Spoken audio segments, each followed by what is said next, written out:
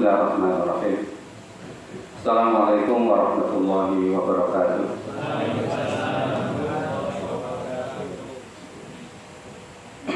Alhamdulillah, nahmaduhu wa nasta'inuhu wa nastaghfiruh wa na'udzu billahi min shururi anfusina wa min sayyiati a'malina.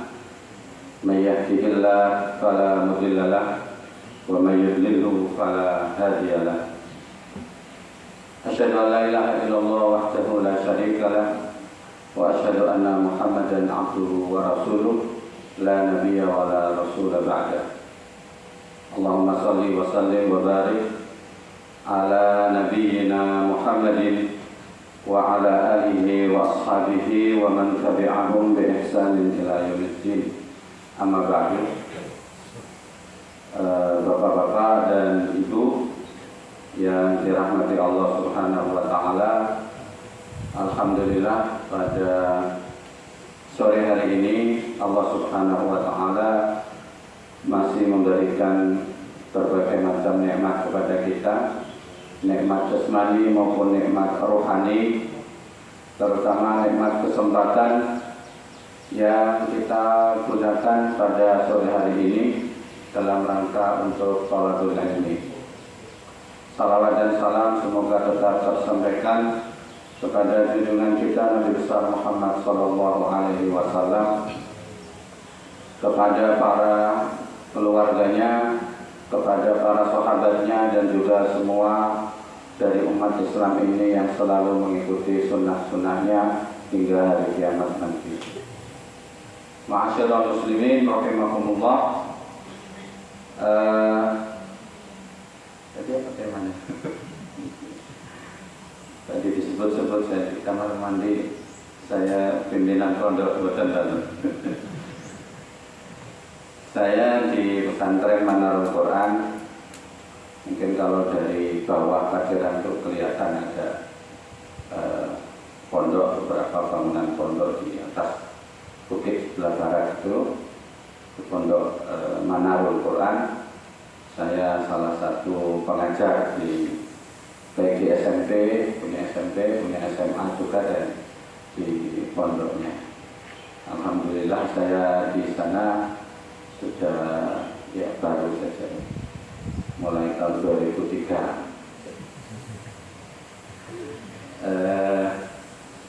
Belum punya istri sampai punya anak 3 itu kerasan. Asli saya jadi penanggung. Saya asli dari sekarang Lamongan, sebelah selatannya Blimbing ke selatan. Pada kesempatan sore hari ini kita sangat bersyukur kepada Allah Subhanahu wa taala kita bisa thalathul ilmi, di mana Allah Subhanahu wa taala lewat lisan Rasulullah itu memberikan kabar gembira buat mereka yang senang untuk thalathul ilmi, terutama membaca Al-Quran dan juga membahas apa isi Al-Quran itu, terutama di dalam rumahnya atau di dalam rumah Allah Subhanahu wa taala. Dalam hadis yang juga diriwayatkan oleh Imam Muslim, Rasulullah bersabda, "Mastama'a qaumun fi baitin min buyutillah yatluna kitaballahi wa yatadarasunahu illa nazalat alaihimus sakinah wa ghasyiyatuhumur rahmah wa hafathumul malaikah wa dzakarahumullahu fi man 'indah." Jadi kata Rasulullah, tidaklah ada golongan dari orang yang beriman ini berkumpul di rumah Allah Subhanahu wa taala, yatluna kitaballah, mereka membaca ayat Allah Subhanahu wa taala, wa yatadarasunahu, dan mereka tadarus. Tadarus maknanya mempelajari, mempelajari makna-makna yang ada di dalam Al-Quran, ayat-ayat Allah tadi. Illa nazalat alaihimus sakinah, pasti akan datang namanya as-sakinah, ketenangan di dalam hati-hati mereka. Wa hafathumul malaikah wa ghasyiyatuhumur rahmah, diliputi oleh rasa rahmat atau kasih sayang dari Allah Subhanahu wa taala. Wa hafathumul malaikah, dan akan dikelilingi, dinaungi oleh malaikat. Wa dzakarallahu fi man indah, dan juga akan disebut oleh Allah Subhanahu wa taala pada sisi makhluk-makhluknya di sana, di sisi Allah Subhanahu wa taala. Masih kedengaran ini? Kalau saya sebenarnya hujan ini, mendekat. Baik. Salah satu hadis saya di sini singkat aja ya. Ingin sampaikan salah satu potongan hadis Nabi Muhammad SAW, karena kalau dibahas semuanya bisa sampai bisa ya. Yaitu hadis Rasulullah SAW yang ada di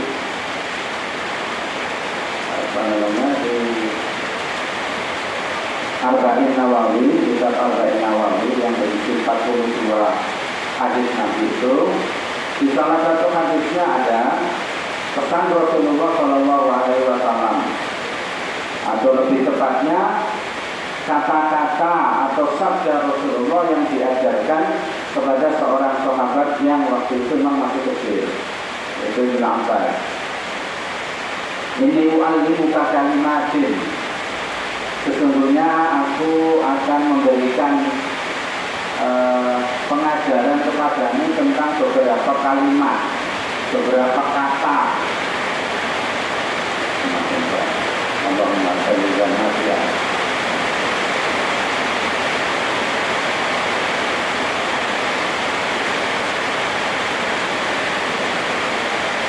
Di antara yang disebut oleh Rasulullah adalah ihfazillah yahfazka. Ihfazillah yahfazka. Jagalah Allah, Allah pasti menjagamu. Ihfazillah yahfazka. Jagalah Allah, engkau pasti mendapatkan penjagaan dari Allah Subhanahu wa taala.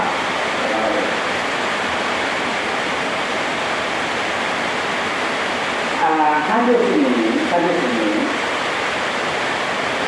mungkin sama atau nadanya itu sama dengan ayat-ayat Allah Subhanahu wa taala yang misalkan intan surullah yang surkum.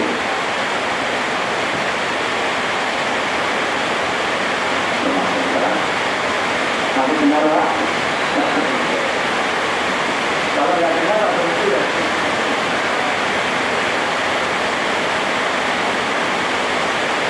Intan surullah yang surkum. Jika kalian menolong Allah, Allah pasti menolong kalian.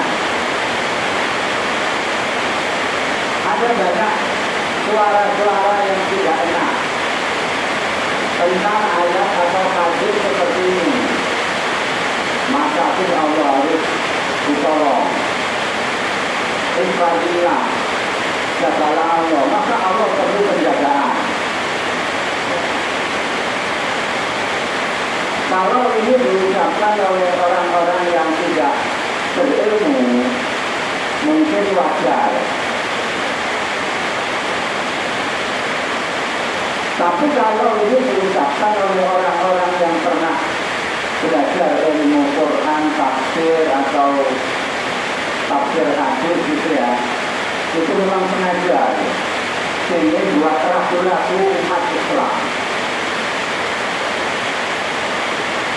Beberapa tahun yang lalu gitu ya, ada ustaz viral lah gitu ya. Kalau bukan ustaz ya ustaz kiai atau siapa yang viral. Ngapain kita menjaga Allah? Allah kan menjaga kita. Atau kenapa kita harus menolong Allah? Allah tak butuh pertolongan kita. Ya memang begitu. Tapi itu ada maknanya. Secara tekstual, secara nas Allah menyebutkan begitu. Intan surullah yang surkum. Jika kalian menolong Allah, maka Allah menolong kamu. Jika kamu menjaga Allah, Allah menjaga kamu. Maka disinilah kemudian kita belajar bagaimana para ulama menjelaskan ayat atau hadis-hadis yang seperti ini. Ya,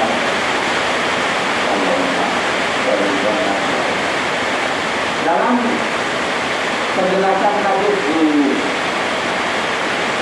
kitab penjelasan Arba'in Nawawi oleh Ibnu Rajab Al-Hambali, beliau katakan bahwa makna dari ihfazillah, jagalah Allah, itu adalah ihfaz hududahu wa huquqahu wa awamirahu wa nawahiyahu.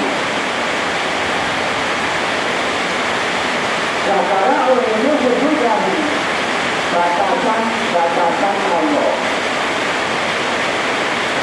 wa huquqahu, dan hak-haknya Allah, wa awamirahu, perintah-perintah Allah, wa nawahiyahu, dan larangan-larangan Allah Subhanahu wa Ta'ala. Jadi yang dimaksud itu kita meminta oleh Allah untuk menjaga diri kita dari yang dilarang oleh Allah, menjaga diri kita untuk memenuhi hak-haknya Allah, memaksa diri kita untuk selalu menjaga jangan sampai melewati batasan-batasan yang sudah digariskan oleh Allah. Kalau kamu bisa menjaga ini semua, maka kamu akan mendapatkan penjagaan Allah, mendapatkan perlindungan dari Allah. Betapa banyaknya janji Allah Subhanahu wa Ta'ala kepada orang-orang yang beriman, beramal soleh. Dalam Quran yang paling gampang itu, ya, yang paling dekat-dekat ya, dari Al-Fatihah. Di surat Al-Baqarah misalkan, wa basyiril ladzina amanu wa amilus shalihat anna lahum jannatin tajri min tahtihal anhar. Berilah kabar gembira kepada orang-orang yang mau beriman kepada Allah, wa amilus shalihat, dan beramal soleh. Beri kabar gembira anna lahum jannatin tajri min tahtihal anhar. Mereka nanti akan mendapatkan surga-surga Allah yang mengalir di bawahnya sungai-sungai. Ila akhir ayat. Atau misalkan di ayat yang lain, man amila shalihan min dzakarin wa untha wa huwa mu'minun falanuhyiyannahu hayatan thayyibah wa lanajziyannahum ajrahum bi ahsani ma kanu ya'malun. Barang siapa yang beramal saleh, min dzakarin wa untha, baik laki-laki maupun perempuan, wa huwa mu'min, dan dia dalam keadaan beriman kepada Allah Subhanahu wa Ta'ala, falanuhyiyannahu hayatan thayyibah, maka dia akan mendapatkan kehidupan yang baik. Wa lanajziyannahum ajrahum bi ahsani ma kanu ya'malun, dan nanti di akhirat akan diberikan balasan yang lebih baik daripada apa yang mereka amalkan. Karena yang dirahmati Allah Subhanahu wa Ta'ala. Jadi dari Allah itu banyak. Jadi Allah itu niat. Allah tidak akan menjadi janji. Allah tidak akan memungkiri janjinya atau menyalahi janjinya. Sama sekali tidak. Pasti akan diberikan buat orang beriman dan yang beramal soleh. Maka semoga kita termasuk orang beriman dan beramal soleh. Baik. Apa saja itu yang disebut hududahu, hukukahu, awamirahu, wa nawiyahu? Ada yang menafsirkan begini. Apa yang harus kita jaga dalam kehidupan ini agar mendapatkan tadi perlindungan Allah Subhanahu wa taala? Yang pertama itu sholat. Yang harus kita jaga adalah kewajiban kita yang kita tunaikan kepada Allah Subhanahu wa taala adalah sholat. Dalam Quran juga disebut hafizu ala sholawati was sholatil wusta.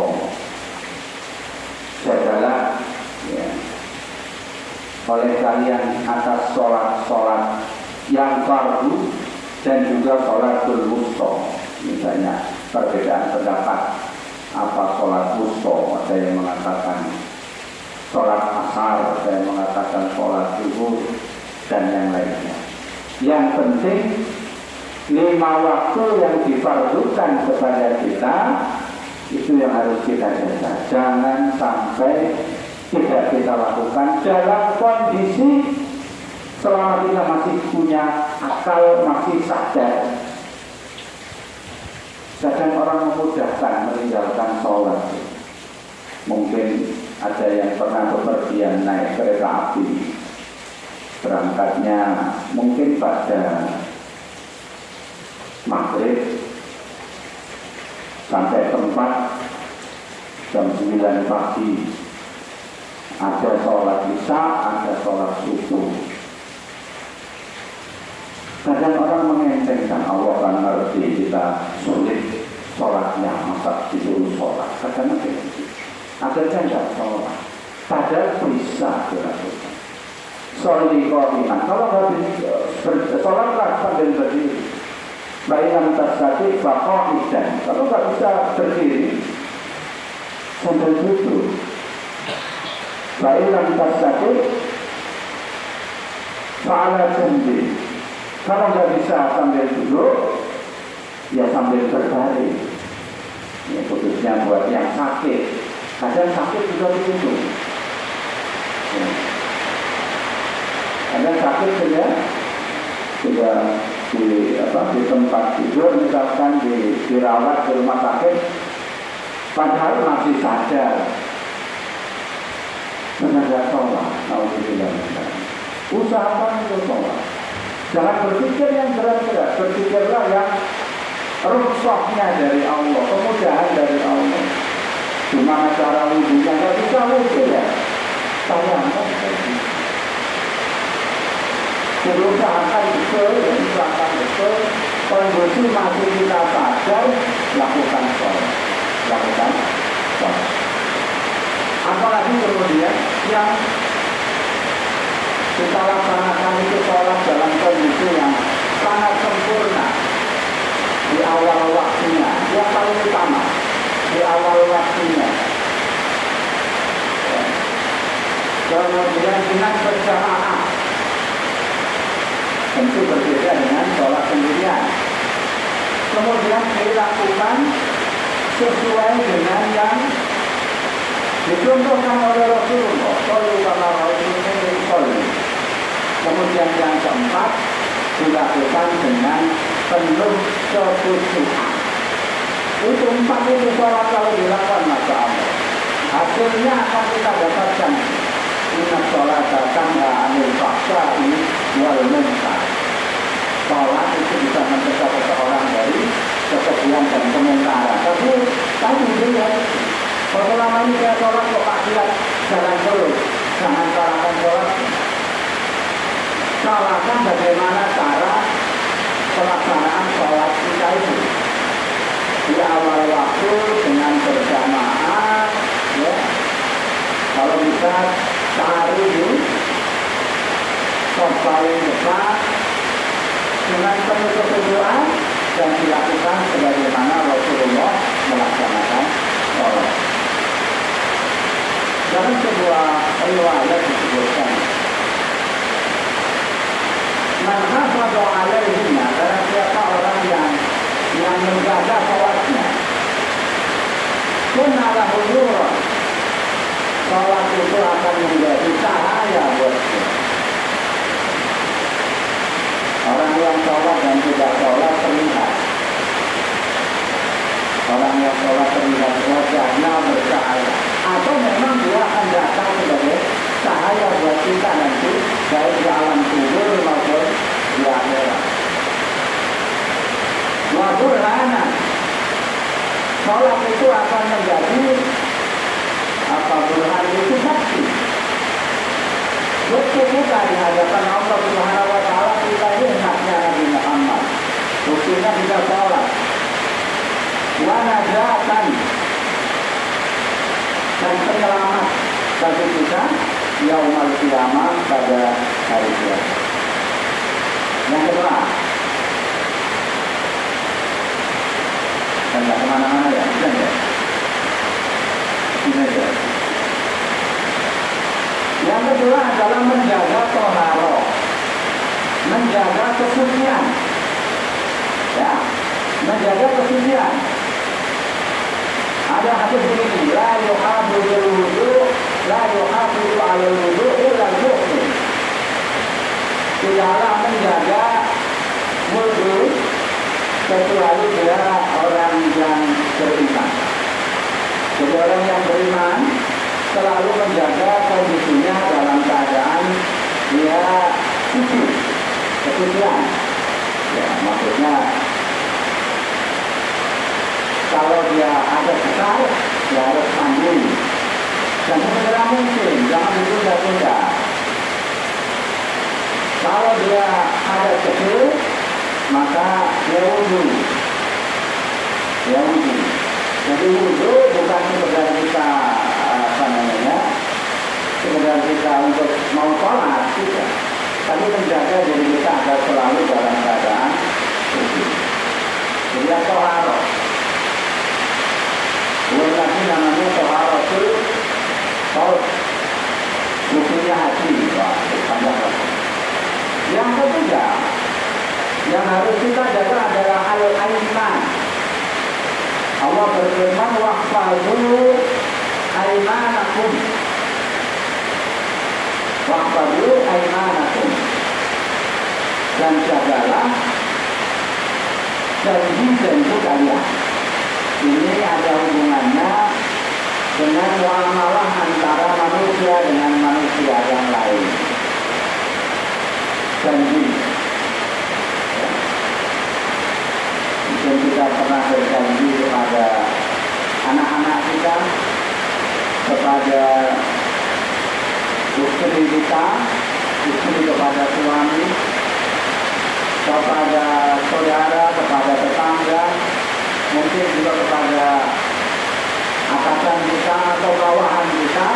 Hati-hati, jangan banyak obrol janji. Begitu banyak janji kita sulit menunaikannya. Jadi dijaga betul ucapan kita, jangan sampai berjanji sesuatu yang nanti di kemudian hari malah menyulitkan kita. Hati-hati.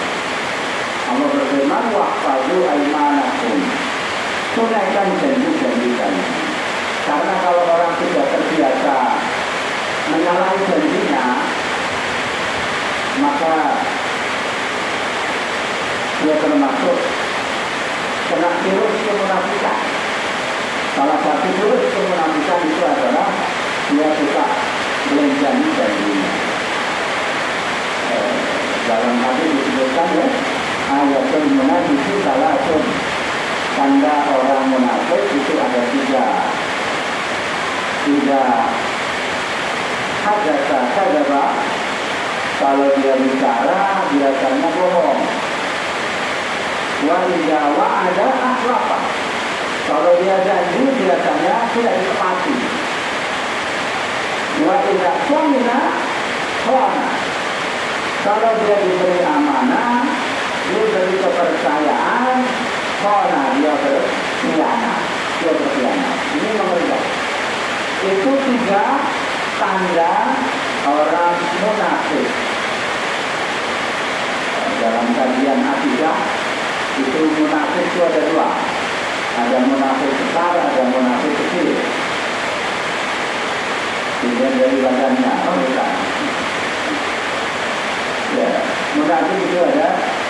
Kalau munafik kecil itu ada tadi tanda-tanda, tapi enggak banyak.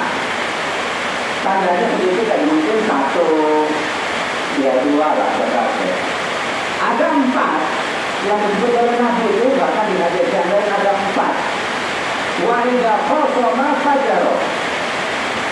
Dia kalau sudah berseteru dengan orang, bermusuhan dengan orang, dia berbuat curang. Dia berbuat curang untuk menjatuhkan saingannya. Kata Nabi, kalau 4 ini, katanya, 4 tanda ini ada pada diri seseorang, itu bukan namanya munafik kecil. Kata Rasulullah, itu dia menjadi munafikun khalifah. Munafik murni, ada munafik murni, munafik sejati. Munafik yang sebenarnya munafik itu kalau dalam dirinya terkumpul 4 sifat. Kalau munafik besar itu lebih ngeri, bahkan dia ada yang mengatakan sudah keluar dari Islam. Contohnya adalah seperti kalau zaman dulu, zaman Nabi itu Abdullah bin Ubay bin Salul itu sering diceritakan oleh Nabi, sering diceritakan oleh ayat-ayat Quran. Ayat-ayat Quran sering cerita dan banyak saya ada sekitar 30 lebih lah ayat tentang tanda-tanda orang munafik. Ini bukan tanda munafik kecil-kecilan, mereka tapi munafik yang besar tadi yang bisa mengeluarkan seseorang dari Islam. Salah satunya itu menghina Islam. Contohnya adalah ayat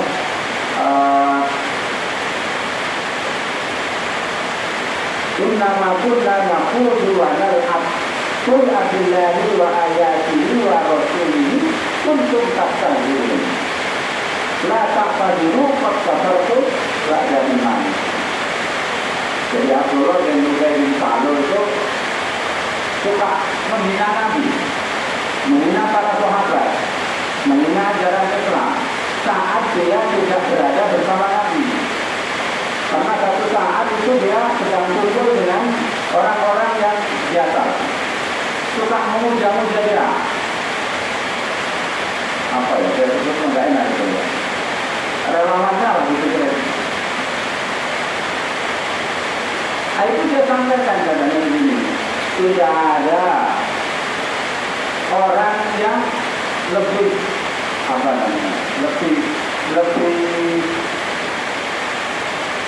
bohong perkataannya, lebih banyak makannya daripada para pembaca Quran itu. Maksudnya Nabi dan para sahabat. Menghina benar. Kenapa? Karena dia bersama teman-temannya. Dikira tidak ada sahabat Nabi. Rupanya ada salah sahabat Nabi, kemudian lapor itu kepada Rasulullah. Abdullah bin Ubay bin Salul bilang begini, menghina jenengan dan para sahabat. Dipanggillah Abdullah bin Ubay bin Salul ini. Apa benar kamu mengatakan begini dan begitu? Coba, apa yang dikatakan? Innama kunna naqulu wa nal'ab. Enggak ya Rasulullah, itu guyonan aja, jangan kita serius lah. Lalu Rasulullah diminta oleh Allah untuk mengatakan, qul abillahi wa ayatihi wa rasulihi kuntum tastahzi'un. Apakah dengan ayat Allah, dengan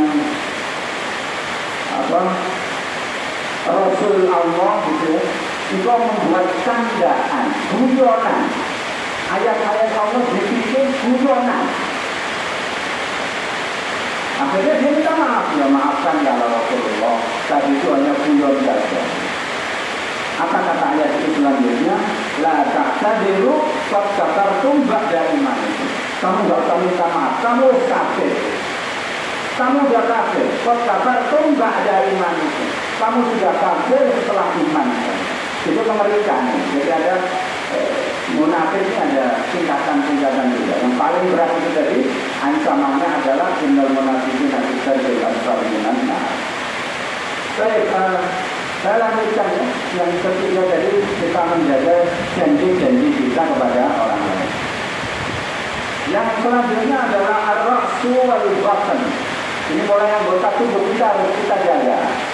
Jadi melanggar larangan Allah. Ar-ra'su wal batn. Kepala kita dan perut kita. Kepala itu ya, di situ ada mata, ada lisan, nanti ada lisan sendiri. Ada lisan ya. Kata ya, kalau mata kita ya dijaga dari hal yang diharamkan oleh Allah Subhanahu wa taala. Perut juga begitu. Allah melarang banyak hal untuk masuk ke dalam perut kita.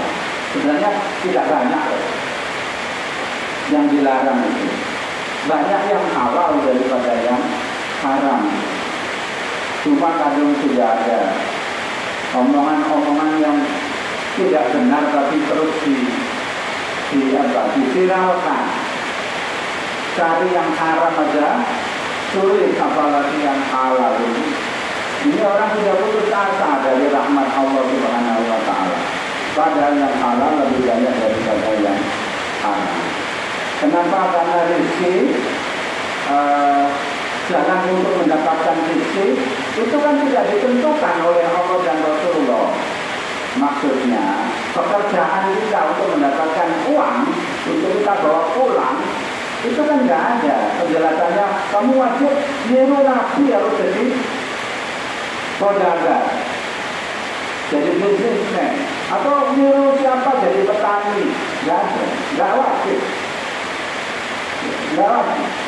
Makanya di dalam ilmu usul fikih yang disebutkan ya, jadi al-aslu fil muamalati al-ibahah. Muamalah itu termasuk muamalah. Orang cari rezeki, cari nafkah itu termasuk muamalah. Itu aslinya hukumnya boleh, halal. Mau kerja apa aja halal. Illa madalla dalilu ala tahrimi, kecuali kalau nanti ada dalil yang mengharamkannya, baru kamu berhenti, tidak boleh ambil ini, tidak boleh ambil ini. Jadi luas lapangan pekerjaan itu luas. Yang halal itu banyak, yang haram itu hanya ilah begitu, dikecualikan sedikit. Jadi yang sedikit yang haram tadi jangan sampai itu juga masuk ke dalam tubuh kita, ke dalam perut kita, dan juga perut atau tubuh keluarga kita. Gitu ya. Jadi ar-ra'su wal batn. Yang kelima al-lisan wal farj. Lisan kita, ucapan kita, dan kemaluan kita. Ini juga harus kita jaga dengan baik. Jangan sampai dia melakukan hal yang diharamkan Allah. Al-lisan banyak. Dia berbohong.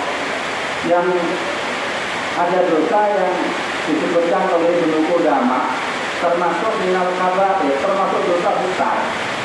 Tapi kita anggap remeh. Apa itu? Ngerasani wong, menggibah orang. Ini kan lisan kita. Kalau zaman sekarang enggak, kalau kita gibah, ngerasani, mungkin bukan pakai lisan, pakai tangan, pakai jari. Lewat ini, lewat grup. Share. Padahal merasani. Ya, kita nggak tahu benar atau enggak. Pokoknya kesalahan orang, ya, langsung kita share. Itu sama. Ya, itu bukan lisan tapi tangan, jari. Apa sih gibah itu? Karena ini sering dilakukan oleh kita semuanya. Gibah itu kan zikruka akhaka bima yakrah. Engkau menyebut sesuatu yang tidak disenangi oleh saudaramu. Saat saudaramu nggak ada di situ. bisa menghibah, merasani orang yang tidak ada di sini. Tidak ada di sini. Dia sebut kejelekan-kejelekannya yang kalau dia tahu itu mesti marah, nggak suka. Dia berupa akhoka bima ya Rasul. Lalu kemudian ada sahabat yang bertanya, ya Rasulullah, kalau memang kejelekannya itu ada pada dirinya, apa bahasanya? Fakta loh ini ya. Ini bukan hoax loh, ini fakta loh. Kata Rasulullah, kalau itu fakta, ingkana fihi faqad bahatahu. Kalau kamu menyebutkan memang itu real ada pada saudaramu, itu yang disebut hibah itu faqad bahatahu. Itu namanya hibah. Jadi ada keburukan, mungkin cacat, aib dan seterusnya, kita jadikan obrolan saat orang itu tidak ada. Itu namanya hibah. Kalau kesalahan atau aib itu tidak ada pada dirinya, lalu kita ada-adakan, kata Rasulullah, faqad bahatahu. Kamu sudah memfitnahnya. Lebih berat lagi, lebih berat. Itu yang disebut dari ini sebagai hoax, kabar-kabar hoax tentang seseorang. Baik. Jadi itu paling tidak ada itu ya. Ada 1, 2, 3, 4, 5. Sholat kita jaga, terus kita lakukan rajin, kemudian kita jaga diri kita selalu dalam keadaan suci atau taharah. Kemudian janji-janji kita tunaikan. Masalahnya itu kalau orang sudah kebanyakan janji itu banyak yang lupa. Makanya kalau berjanji ya dicatat ya. Kemana-mana kan bawa HP. Coba saya janji pada ini, janji pada ini. Atau kalau di rumah bilang sama istrinya, tolong janji-janji saya dicatat. Yang keempat, ar-raqsu wal batin, anggota tubuh lah. Menjaga anggota tubuh dari yang diharamkan Allah Subhanahu wa ta'ala. Maka kemudian apa yang kita dapatkan? Yahfadka ibadillah yahfadka, Allah akan menjagamu. Ada yang mengatakan menjagamu ini Allah menjaga urusan-urusan dunia kita ya? Dalam Quran disebut lahu akibatun min baini yadayhi wa min khalfihi yahfadunahu min amrillah.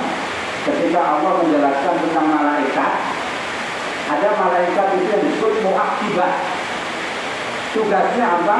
Dia menjaga kita ya? Min baini yadayhi wa min khalfihi, dari depan dan belakang kita.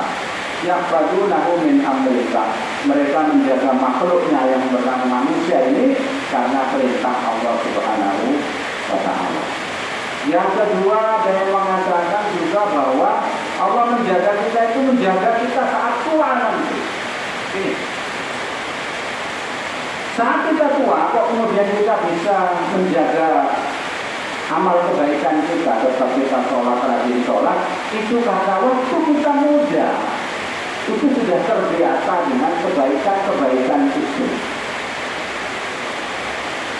Kata orang Arab, man sabba ala syai'in syaba alaihi.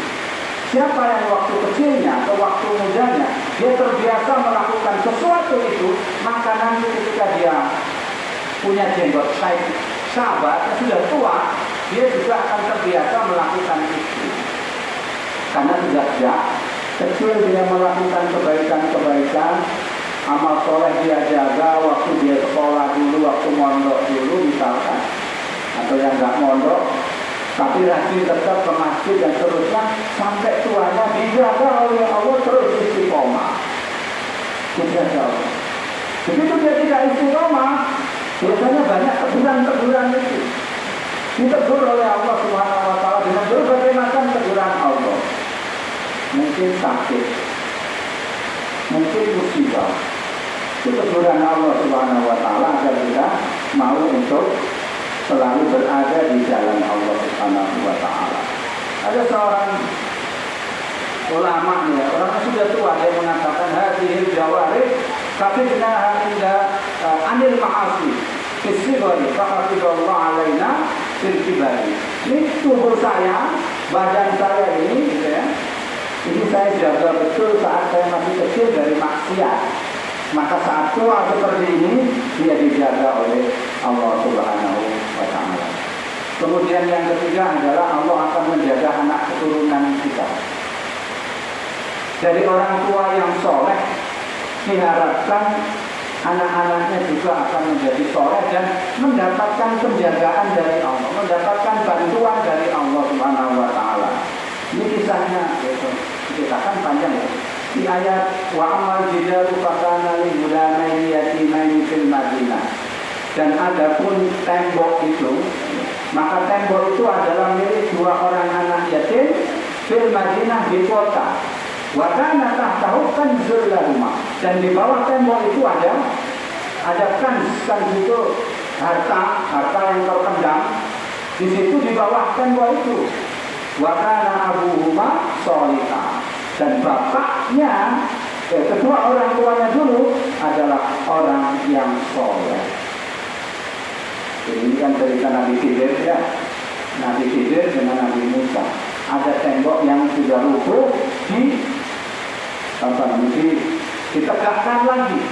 Kenapa? Biar menutupi kan sendiri. Ada harta di situ. Kalau begitu artinya diambil orang. Dia disuruh diperintah oleh Allah Subhanahu wa Ta'ala untuk melakukan itu agar nanti si kedua anak yatim tadi bisa mendapati hartanya tidak diambil orang. Itu bentuk bantuan Allah. Kenapa? Dulu bapaknya orang soleh, sehingga anaknya dapat bantuan Allah Subhanahu wa Ta'ala. Yang keempat, Allah akan menjaga agama kita dan iman kita sampai nanti kita dipanggil oleh Allah Subhanahu wa Ta'ala. Ada sebuah kata-kata dari salafus saleh kita, idza hadara ar-rajulal maut, ketika kematian datang kepada seseorang, yuqalu lil malak, dikatakan kepada malaikat, summa rasuhu, coba kamu baui kepalanya. Qala ajidu fi ra'sihil Qur'an. Saya dapati di kepalanya itu baunya Al-Qur'an. Qala summa qalbahu. Coba baui hatinya. Qala ajidu fi qalbihi siyam. Saya dapatkan dari hatinya itu baunya puasa. Qala summa qadamaihi. Coba kamu baui kedua kakinya. Qala ajidu fi qadamaihi siyam. Saya dapati di kakinya itu ada bau-baunya al-qiyam mulai sholat malam. Sholat hafidhu nafsahu fahafidhullah. Orang yang seperti ini memang dulunya menjaga dirinya dari berbagai macam dosa, lalu dia dijaga oleh Allah Subhanahu wa Ta'ala. Itu pelajaran sore hari ini tentang ikhwadillah yang baca. Dalam kita selalu melaksanakan hak-haknya Allah atas diri kita atau kewajiban-kewajiban kita kepada Allah Subhanahu wa Ta'ala, baik yang langsung berhubungan dengan Allah ataupun yang berhubungan dengan manusia di sekitar kita. Maka yang pasti Allah akan menjaga kita dari segala keburukan dan hal-hal yang merugikan kita di dunia dan akhirat. Kemudian apa yang kita sampaikan kurang lebihnya mohon maaf. Akhirul kalam, subhanakallahumma wa bihamdika, asyhadu an la ilaha illa anta, astaghfiruka wa atubu ilaik. Wassalamualaikum warahmatullahi wabarakatuh.